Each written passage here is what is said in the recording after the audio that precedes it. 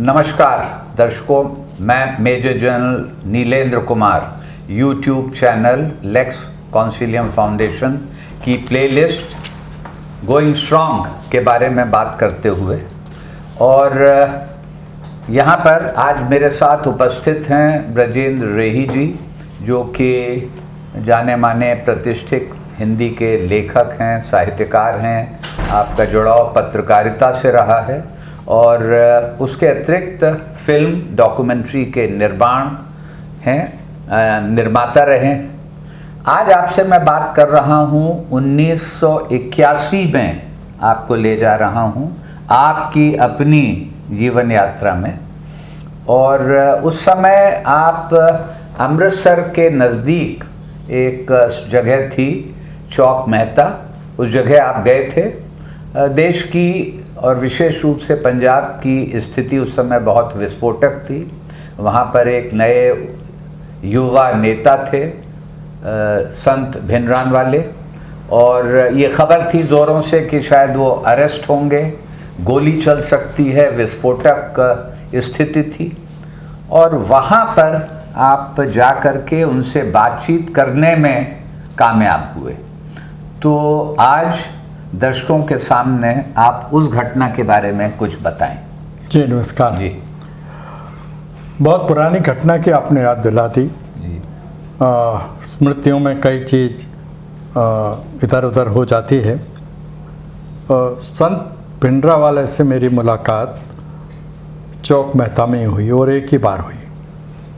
हुआ यह था कि उनको गिरफ्तार किया जाना था, तो वो चौक मेहता के गुरुद्वारा गुरुदर्शन प्रकाश में उन दिनों थे, जहाँ एक सभा हुई सिख समाज की, अकाली दल की, और उसमें भिंडरावाला वहाँ बोलने वाले थे। दिल्ली में हमको एक खबर 2-3 दिन पहले लग गई थी।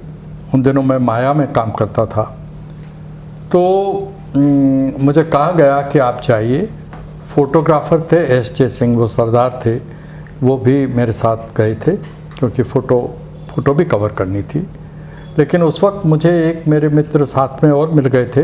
इंडिया टुडे भी कवरेज करने वाला था, उस पर कर रहा था, तो मिस्टर खांडेकर, वो भी अपने फ़ोटोग्राफ़र के साथ। तो हम चारों लोग चौक मेहता पहुंच गए थे। और गुरुद्वारा दर्शन प्रकाश उन दिनों एक बीच में, खेत के बीच में ऐसा चारों ओर उसमें थे, और हम लोग पैदल उतर कर कुछ चल कर के काफ़ी दूर तक, और हम गुरुद्वारा दर्शन प्रकाश में पहुँचे। जब हम वहाँ पहुँचे तो उस वक्त पंजाब का जैसा माहौल था, बंदूकधारी लोग थे वहाँ पर गुरुद्वारे के बाहर। उन्होंने हमें रोक लिया, बिल्कुल नोक सटा करके उसकी। हम रुक गए। उनका आपको किससे मिलना है? तो उन्होंने पंजाबी में पूछा। हमने कहा कि हमको संत साहब से मिलना है, हमने समय लिया है। अरविंद सिंह उनका सारा काम देखते थे। तो मैंने कहा कि उन्होंने हमें यहाँ आने के लिए कहा है, परमिशन दी है। तो उनका आप रुक जाइए।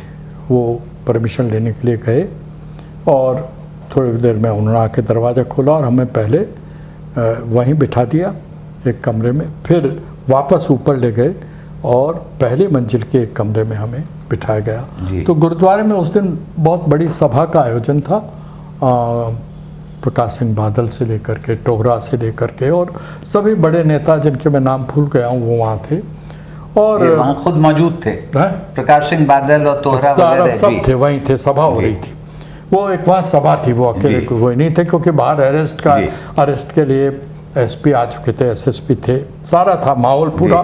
15-20 हज़ार लोग गुरुद्वारे को चारों तरफ से घेरे हुए थे, भीड़ इकट्ठा थी। तो हम जा कर के उनके कमरे में बैठ गए। जब मैं कमरे में बैठ गया तो मैंने पहले उनको प्रत्यक्षता कभी देखा नहीं था। तो हम वो खटियाँ होती हैं जैसे गाँव की, उस चारपाई पर हम लेट गए। एक पर फोटोग्राफर लेट गया, एक पर मैं लेट गया।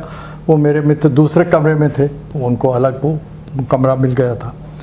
तो हम लेट गए, हम बिल्कुल अलसा रहे थे। इतनी देर में ही संत जी आए। संत जी आए तो हमारी उन्हीं से हो गए थे, दोपहर का समय था। तो यशपाल सिंह करके एक थे जो उनके सारा काम धाम देखते थे, वो मेरे पास आए। मेरे कान में आका चंद जी आ जी। गए। तो मैं एकदम, क्योंकि कैमरामैन ने, फोटोग्राफर ने अपना कैमरा निकाल लिया और मेरी वहाँ पर बातचीत हुई। मैंने उन्हें अपना परिचय दिया, मैं हिंदी में बोलता गया, वो अपने जवाब पंजाबी में देते रहे जी। तो मैंने उनसे जो बातचीत हुई जी। वो मैं मुझे याद नहीं, लेकिन मेरी पुस्तक में इसमें ये आपने छपा उसका- हुआ है जी। ये देखिए उनकी ये पुस्तक में उनका जी। साक्षात्कार उस जो मैंने मैं माया इसके बारे में दिखाता हूँ। जानकारी दे दूंगा, तो जो चाहें वो इस किताब में देख सकते हैं। और इसके बाद जो इंटरव्यू है वो मैंने जो उनसे किया, उसके कुछ प्रश्न जो दर्शकों के लिए रोचक हो सकते हैं वो यहाँ पर हैं। वो मैं आपको जी। पढ़ के सुनाना चाहता हूँ। जी। तो मैं हिंदी में प्रश्न पूछता गया जी। और वो पंजाबी में पंजाबी जवाब में दे बोल गए। रहे थे। तो मैंने उनसे जो सवाल पूछा वो था, लाला जगत नारायण की हत्या की साजिश के आरोप में आपके खिलाफ वारंट क्यों जारी किया गया? जी। तो उन्होंने एक लाइन में जवाब दिया, बड़े डिप्लोमेट की तरह से, जी। यह तो सरकार को पता है। जी। फिर मैंने पूछा, सरकार को कुछ ठोस प्रमाण मिले होंगे तभी आपके खिलाफ वारंट जारी किया? यह भी सरकार जानती है, उन्होंने कहा। जी। फिर मैंने कहा, सरकार ऐसा क्यों कर रही है? तो उनका, मैं सिख धर्म का प्रचार कर पंजाब और देश भर में सिख कौम की एकता का काम कर रहा हूँ, इसलिए सरकार जलती है। वह सोचती है कि सिख एकता मजबूत हुई तो उसकी चल नहीं पाएगी, इसलिए सरकार हम पर जुल्म कर रही है। तो इस तरह में खंडन किया। हाँ, उन्होंने से कहा। और तो फिर मैंने उनसे पूछ लिया आगे जाकर कि क्या आप लाला जी की हत्या की निंदा करते हैं? तो उन्होंने कहा, मैं इस संबंध में कुछ नहीं कहूँगा। जी। उनका अखबार गलत लिखता है, उसके अखबार में जो लिखा जाता है उसे कोई साबित करके बताए तभी जानूं, सच्चाई है ही नहीं, उसमें सब झूठ है और गलत होता है। तो फिर उसके बाद मैंने कुछ उनसे और भी सवाल किए, लेकिन वो सब उसमें छपे हुए हैं। जी। लेकिन मेरा ऐसा मानना है कि वो धर्म प्रचार का काम कर रहे थे, इसमें तो कोई दो राय नहीं है, क्योंकि उनका काम ही यही था। लेकिन जिस तरह वहाँ मंदिर में कांड हुआ, अमृतसर में स्वर्ण मंदिर में, और जो भी घटनाक्रम गुजरे, उससे देश में जरूर एक सदमा पहुंचा, और वो सदमा वो आज भी कायम है, लोगों के दिलों दिमाग पर है। जी।